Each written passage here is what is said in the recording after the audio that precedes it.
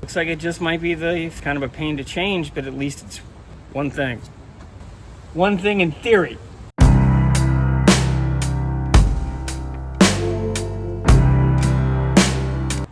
This is my friend's 86 two-wheel drive S10 Blazer. It's up in Michigan from Arizona. It's pretty clean. Let's take a good look at it and see if we can get it started. A 4-cylinder, 4-speed, two-wheel drive. Take a quick look around it and show you some of the details. The body of this thing is in phenomenal shape. So is the undercarriage. Interior is pretty well baked out from being in Arizona for so long. It's missing the driver's mirror. There's little rust here and there. The only real detractor from this vehicle being almost perfect is the CB or ham radio mount on the roof. He mentioned that the cargo gate does not open. We'll see if he wants me to try to work on that. It has the old style bumper bolted on hitch receiver. She is very clean. The body's almost perfect except for that small dent in the rocker area. Now we'll get to the interior. Manual locks, manual windows. Door panels aren't horrible. Most of the interior is pretty roached. We'll get in closer. It's going to at least need a dash cover, definitely carpet, seats, center console, and the headliner's definitely seen better days. It's showing 113,000 miles on the odometer. It had an aftermarket radio. I'm not sure if that's with the vehicle or not. Looks like the glove box had it. Yeah, the glove box is pretty much toast. Here's the build sheet data. Most of the time it's in the glove box, at least in the trucks. It is a 4-speed. Well, this doesn't work. We'll see if anything's in the center console. Be back in a second. Took a little extra persuasion. I do believe these are actually supposed to hinge from the passenger side open. This thing's pretty well trashed. Passenger seat will probably clean up. The driver's seat won't. The door seals are pretty much gone. The door pins are actually in pretty good shape. They're just squeaky. Like I said, the headliner is gone. It's like the seat is hermetically sealed to itself. Let's try this again. The seat is definitely moldy. I'm not going to be doing anything to it at this time, I don't believe. See if we can pop the hatch and get the tailgate down. There we go. Yeah, this thing's bad and the struts are gone. I will definitely need some assistance trying to get this open because of the gas struts for the hatch being off. I'm not sure if I'm going to be working with the hatch at all. It really depends. He just wants me right now to get it running. So we'll look under the hood. You left me tools. It's the 2.5 Vortec or Iron Duke 4-cylinder. Give you a quick look under the hood. It doesn't want to start, it does crank. I'm going to check and see. I do believe the fuel pump is bad. We'll do some basic testing and see where we're at, check the fluids, do the normal stuff. Let's see if it has any coolant. It's almost full and it's green. Check the oil. It's definitely well used. No gas, but it's definitely burnt. Check the coolant tank. Now there's fluid in it. Check the brake fluid. Ooh, yeah, it's full. And it's a mess. I'm gonna have to fix the cap. Put that back. That was gross. And we'll check the clutch reservoir. It has fluid. Let's see what's under the air cleaner lid. Or not.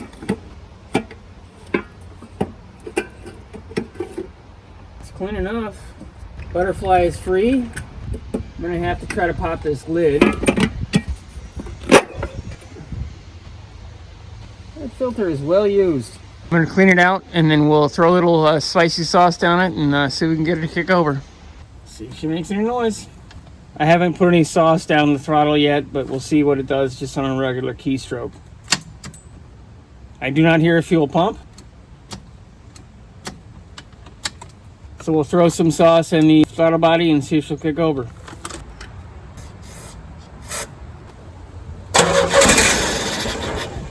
Well, that was freaking awesome. So we do have ignition, which is great. Throw a little more, see if I can get it to stay running for a little bit longer. Looks like it just might be the fuel pump, which is kind of a pain to change, but at least it's one thing. One thing in theory.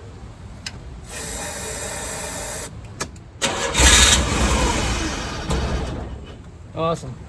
Awesome, awesome, awesome. I figured before I got too excited and went and ordered a fuel pump, I'd check and see if I could find the relay. This should be the relay.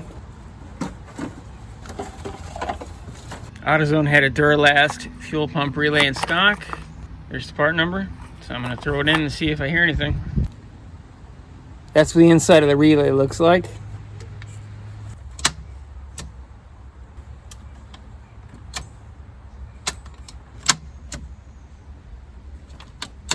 I don't hear anything, so I'm going to check along the frame rail to see if I see any wiring damage, and I'll drop the tank and replace the pump if I need to. Well, I see no wiring running through the frame rails or underneath the body area. So in all likelihood, the fuel pump wiring runs in the cab. So I will check that. This thing is extremely clean underneath. Very, very clean. It's been a long time since I've seen an older vehicle in these up north conditions in the Midwest Rust Belt that is this clean. The fuel pump relay wiring runs down underneath the reservoir for the washer fluid. The convoluted tubing is pretty well weather damaged, but I don't see any damage to the wiring here. We're underneath the dash by the driver's side kick panel, and the wiring from the fuse box runs down under this panel and down underneath the floor, so I doubt I'm going to be able to check that. I'm going to have to just go straight back to the gas tank itself. My quest to find the wiring for the fuel pump, I did notice that this ground strap is loose, so I'm going to tighten it up. I doubt it'll make a difference, but a little bit can help sometimes. Without being able to open the rear hatch, I'm going to have to pull the gas tank shield to be able to see anything up under there. There are 6 of these little 10mm bolts holding on this shield, so we'll take those off and pop the shield.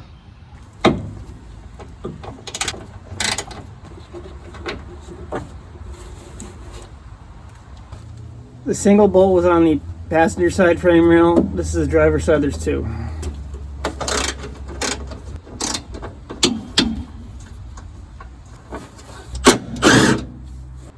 Now we'll get the 3 remaining bolts on the back side of the shield.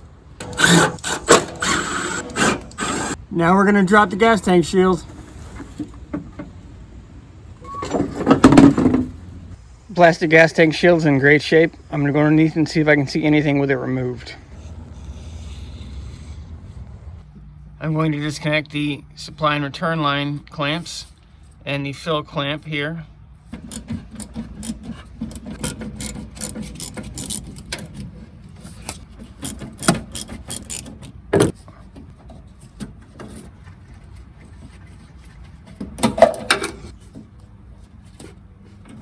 I'm not sure what this line is. It must be a vent line. There's no clamp on it, at least not that I can see. This is the vent line for the filler neck. I don't see a clamp on it in this area. There might be something on the tank. I'll try to look up this direction, but I doubt there's anything I can get to in this area. Might be something, again, I have to get to once I have the tank down. This is looking up from the bottom. This would be the filled neck for the gas tank. There is a clamp for the vent hose. It's right here. I'm likely going to leave this alone until I drop the tank and figure out where I'm at, because this is not going to be fun to get off, but I still can get it from this if I have trouble with getting it from the tank. This is the forward part of the tank behind the rear axle. I'm going to pull the bolts till they're finger tight, lower the vehicle, and then I'll get the straps from the back, get them all the way loose, get it on a jack, and then I can get in here and get these just removed with my hands. Try to make this safe.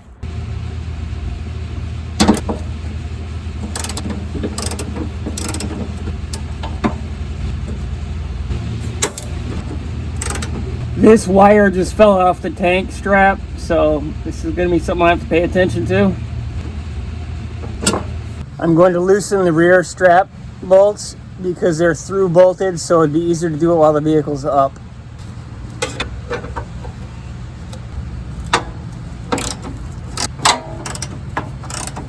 Well, hopefully the tree shredding will be done in a minute, so maybe I can explain what the heck I'm doing. I ran out of my bigger diameter bolts and stuck using these long quarters. I would not try this with a full tank of gas. This should work to allow me to drop the tank somewhat and access the fuel line connections. We'll see. Worst case, I'll just have to jack it back up and put a bigger, or put the original bolts back in.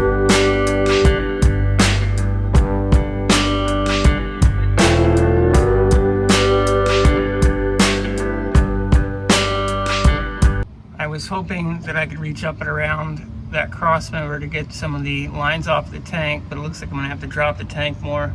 I cannot access it from there.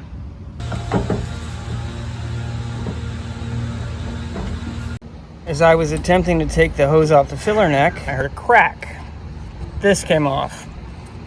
The filler neck was not bolted in here, so I'm going to pull the neck with the tank hopefully, and then I will fix this afterwards and get a new cap.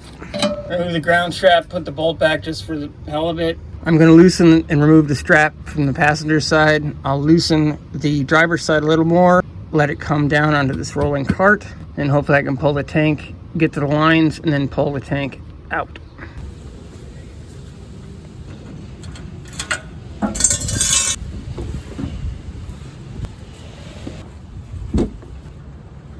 There's electrical things back here that are just loose.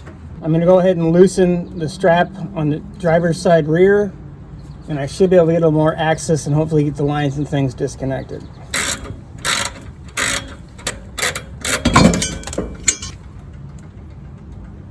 I'm still gonna have to pull the front of the strap to be able to get enough access.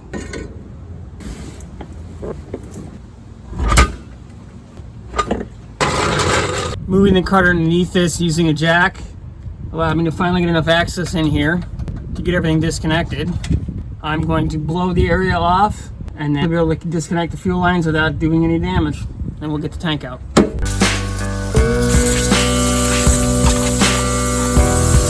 Unfortunately, my camera turned off. I don't know what I actually got, but I disconnected all 4 of the hose clamps, and I'm going to try to loosen these up.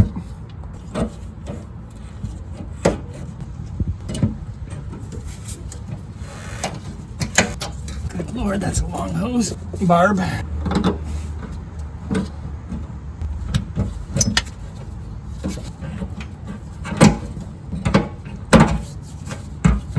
could have hurt.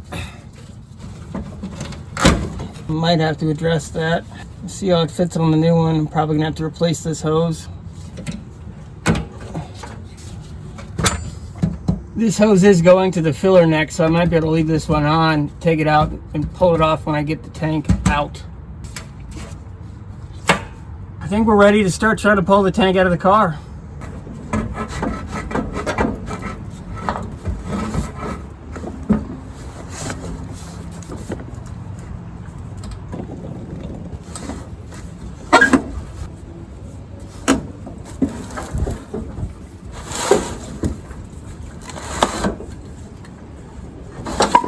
All the tank's out. I'm gonna go around and clean all the junk off of it. And then I'm not real sure what in the hell this ground strap was. Looks like somebody might have done some repair work at some point in the past. I'm gonna have to find a suitable place for this to go on the frame, do some research. This is a nylon or plastic bristled brush. I'm not using a wire brush on gas.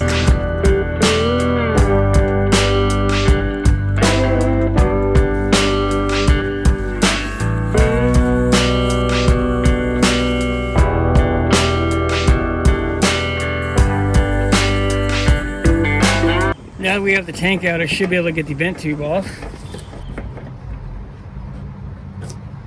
Now I'll get the lock ring off, pull the pump, empty the tank, clean it, and hopefully it'll put the new pump in tonight. It looks like I knocked this inner gold ring that direction. I'm gonna pull this janky ground strap off.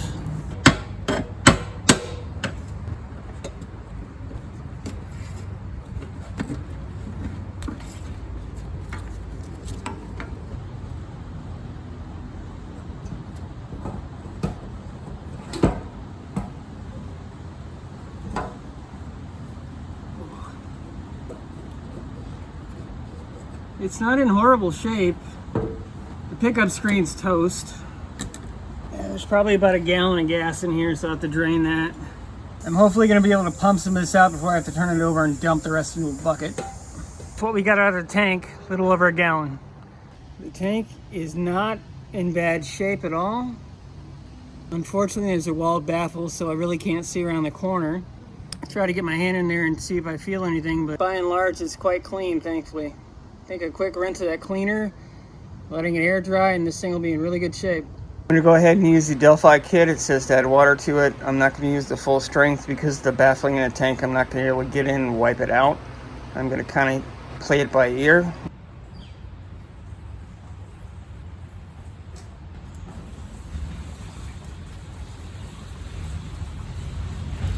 Now I'm going to shake it up and see how it goes.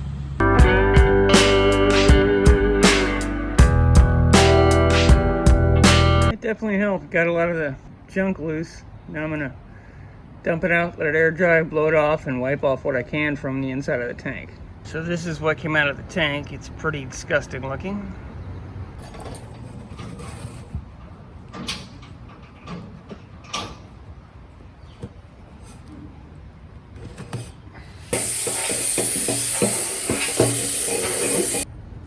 Tank itself looks great. I couldn't get my hand around that baffling too much, but it's definitely good. It's improvement for sure. We'll do a quick comparison. Old pump, new pump. You'll see this screen, pickup screen, is gone on the old pump. All the componentry appears to be the same. Float's a little better designed in this style. The ends are all in the same type of positioning. Big advantage on the new pump is that the ground wire is part of the harness. I'm not exactly sure what happened with this old one, but it does look like it was repaired at one point. I'm going to put a real thin coat of grease on the O-ring to help it not get torn up when I install it. Let's install the pump.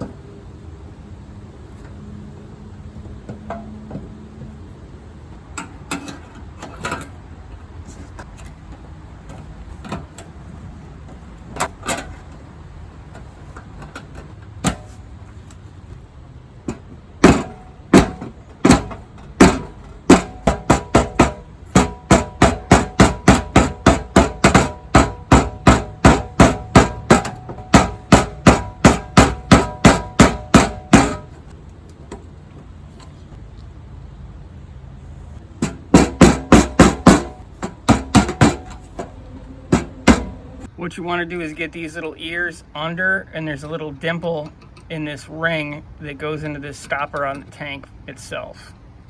There's 3 of them. I also put a length of convoluted tubing over the wiring for the pump just for an added safety feature. I might as well get the bend hose for the tank and the filler neck on now. I had assumed the fuel filter would be on the frame rail like every other car I've ever worked on. No, it's right here on the side of the engine bay, the driver's side. I hosed off the filter with brake clean and air. I'm going to attempt to break the lines free because I need to back flush the line. I also have a new filter for it. I don't want to put the new pump in and just destroy it with a bad filter. And here's the new Wix filter for the fuel system.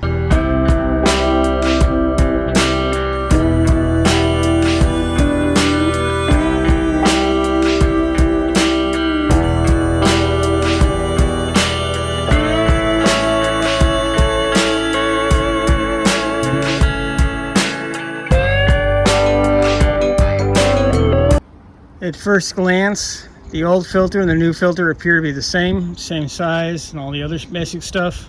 Plus the new one isn't bent on both ends. Now that I have this old bugger off, I'm going to spray a bunch of carb cleaner down the fuel line and blow some air through it to hopefully blow any blockages that might be there out.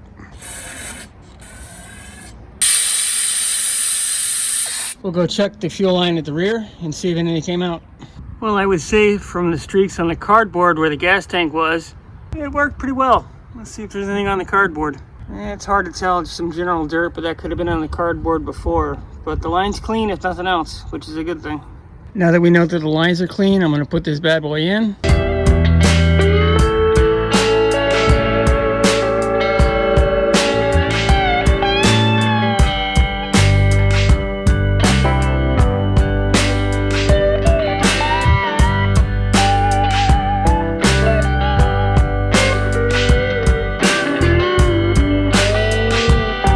are back on, the clamp is back on. It mounts something behind the block, but I can't tell where it is. So it's gonna go back exactly the way it was. I did find some other interesting things when I was under here. This power steering reservoir line, which is probably hard to tell what it is, which is glued on the back of this. Yeah, this line was just glued here. It was off when I got here. I didn't realize what it was. I thought it was to the air cleaner box, but I have to tell the owner about that. I got a replacement length of hose for the one that had the torn end. I'm gonna throw that in.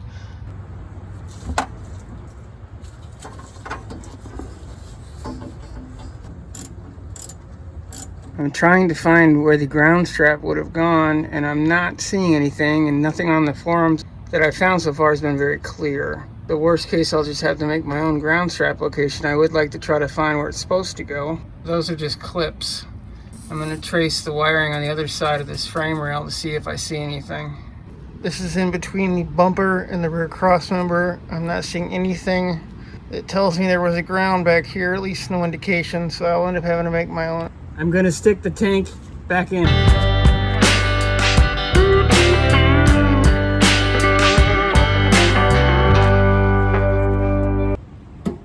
I should be good to start connecting the fuel lines.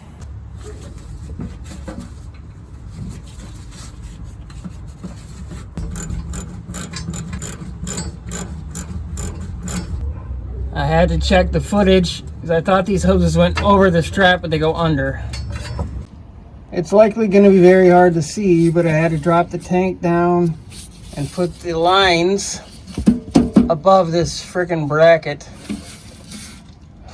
It was not like that, whoever put it in the last time, so I definitely believe it was messed up. And I couldn't put it back in the same way. I'm going to have to connect the lines at the frame corner, which I'll show you in a bit once I know all this stuff is in position and works. We're looking in on the driver's wheel well at the rear of the gas tank. Those are the lines where I connected everything up. Work on getting grounds and all the other stuff, get the straps up kind of in place, not cinch everything down yet, make sure everything's right, and then hopefully we're done with at least putting the tank in. Got our ground strap back on. We got some new bolts in here. I've got a new cap for it. I'm gonna cinch up the bottom straps for the tank, and then I should be able to fill it and start it. There's already a hole in the frame I'm gonna use for the ground strap. I'm gonna do that before I secure the tank up. It might be a little hard to see, but that's where the ground strap is in the upper part of this frame rail. That's the tank. All the clamps are on. The connections are tight there. The ground's on. The ground strap is in position. Straps are on. I think I can finally fill it with gas. Whee. Let's throw some gas down the middle. I just threw about a gallon in it. I'm gonna let it sit for a good 5-10 minutes. I'm gonna key it on a couple times, check the system, see if I see any leaks, make sure the pump actually works. That'd be a plus. And then we should be able to start it. Let's throw our fancy new stamped cap on. Time to key it on and pray to God I hear a fuel pump. I believe I do. I'm gonna check and see if I've got any leaks anywhere. I don't see any leaks. The tank underneath the car. I don't see any leaks at the fuel filter. And I don't see any leaks at the throttle body.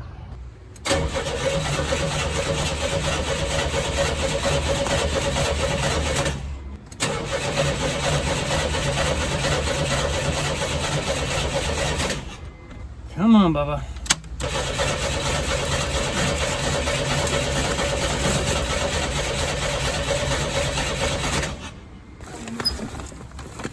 That's weird. I can hear the fuel pump going. It's got a gallon. I wonder if a gallon is simply not enough. That's disappointing. I'm going to check a couple things. I'm going to cheat a bit and see if it works.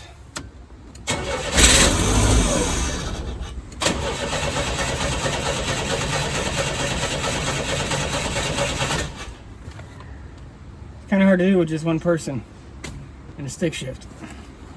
Threw another gallon of gas in it. I doubt it's going to be that simple. We'll give it a shot.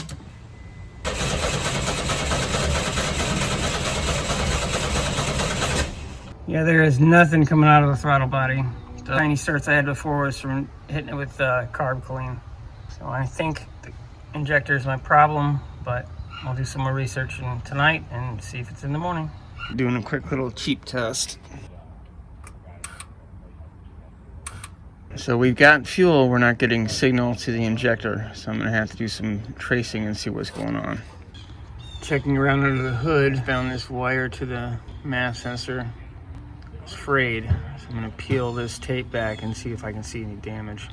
The entire length of wire here is bare. I'm gonna try this math from a Comanche, see if it works. I'm gonna cover this wire in some convoluted tubing until I know what's going on. Let's see if it works.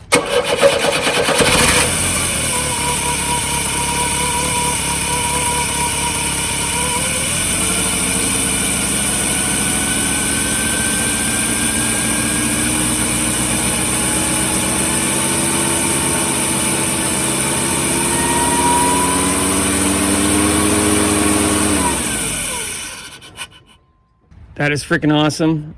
It does run. It doesn't want to idle correctly, and the gas pedal is hard as hell. He's got some kind of weird return thing set up, so I'm going to do some more investigation. But the best part is, it runs. Thank you very much for watching the first episode of the Blazer. We got it running, which is awesome. Now we've got to fix the idling issue because it basically has a runaway idle right now. Next episode is going to be basically completely focused on that. I wasted about 5 to 6 hours with that tank. I should have just simply pulled the fuel neck and pulled the whole tank out. It would have been easier. And also, I don't know why they ever put the tank back in with it pinching the fuel supply and return lines underneath the straps for the tank. Very strange.